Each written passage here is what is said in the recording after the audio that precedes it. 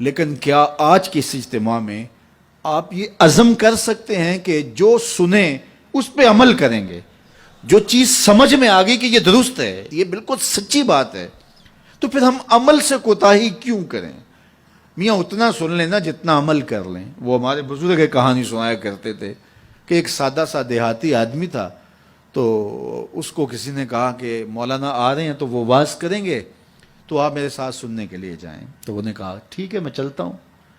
تو مولانا نے واز کیا کہ حضور نے فرمایا استنزہوا عن البول فإن عامۃ عذاب القبر منہ، کہ پیشاب کے چھینٹوں سے بچا کرو کیونکہ قبر کا عمومی طور پہ عذاب اسی سے ہوتا ہے۔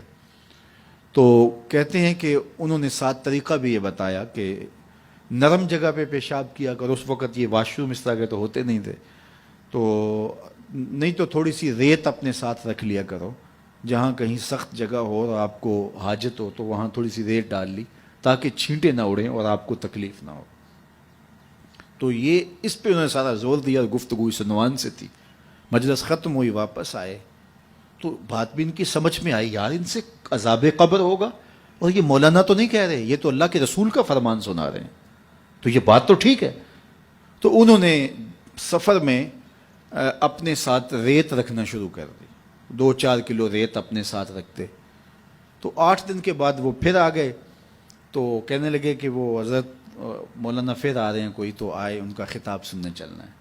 وہ کہنے لگے میں ابھی 4-5 کلو وزن اٹھا سکتا ہوں، عادی ہو جاؤں گا تو دوسرا خطبہ سن لوں گا، لیکن ہم تو روز، وہ کئی لوگوں کی عادت ہوتی ہے کہ دوپہر کو یہاں سننا، شام کو وہاں، دوپہر پھر نمبر بھی لگاتے ہیں تقریروں کے، فلاں مولوی نے زیادہ اچھی کی، اس نے تو بہت زیادہ اچھی کی۔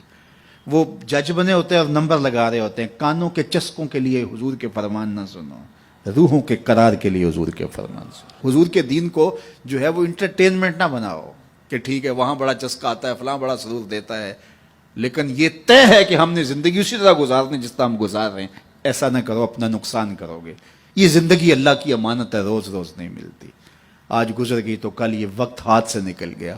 یہ عزم کرو، جو سنو، اور اگر آپ کو یقین ہو کہ جو کہا جا رہا ہے وہ سچ کہا جا رہا ہے تو پھر ہمارے پاس کوئی دوسرا راستہ ہی نہیں ہے اس پر عمل کرنے کے علاوہ۔ تو آج کی اس مجلس میں اگر ہم صرف اسی بات کو طے کر لیں کہ آج کے بعد جھوٹ نہیں بولیں گے، ٹینشن ختم ہو جائے گی، اندر کی بے قراریاں ختم ہو جائیں گی، روحوں کو قرار آنا شروع ہو جائے گا، باطن کو اجالے نصیب ہو جائیں گے۔ تو یہ میرے حضور کا کردار ہے کہ میرے حضور صادق بھی تھے، میرے حضور امین بھی تھے۔ حضور کا یہ اسوہ، حضور کا یہ بتایا ہوا طریقہ، حضور کا یہ عمل اور حضور کا خوبصورت رویہ میں اور آپ اپنی روحوں میں اتارنے کی کوشش کریں۔ اس کا طریقہ کیا ہوگا؟ آج ہی سونے سے قبل 5 سے 7 منٹ کے لیے، ویسے بھی سونے کے وقت بندہ کچھ نہ کچھ سوچ رہا ہوتا ہے، تو 5 منٹ کے لیے سوچیں آج سارے دن میں نے کوئی جھوٹ تو نہیں بولا، اور آپ دیکھیں 1 2 3 4 5 اتنے جھوٹ میری زبان سے نکل گئے، تو یہ تو بہت نقصان ہو گیا۔ چلو کل کا دن انشاءاللہ احتیاط سے گزاروں گا۔ تو کل سونے سے قبل پھر دوبارہ شام کو اپنا محاسبہ کریں اور دیکھیں کہ آج تو ہم نے جھوٹ نہیں بولا، اور اگر آپ نیچے آ رہے ہیں تو اللہ کا شکر ادا کریں۔ پھر اگلا دن، چوتھے دن، 5ویں دن، 6ٹھے دن آپ جب سوئیں گے تو آج سارا دن اللہ کا شکر ہے مزہ سے بھی جھوٹ نہیں بولا، پھر 2 نفل ضرور پڑھنا، 2 نوافل شکرانے کے ادا کرنا۔ مالک شکر ہے میری زبان جھوٹ کی ناپاکی سے دور رہی اور میری زبان پہ آج سچ ہی جاری ہوا، اور پھر جو ہے وہ اس کو برقرار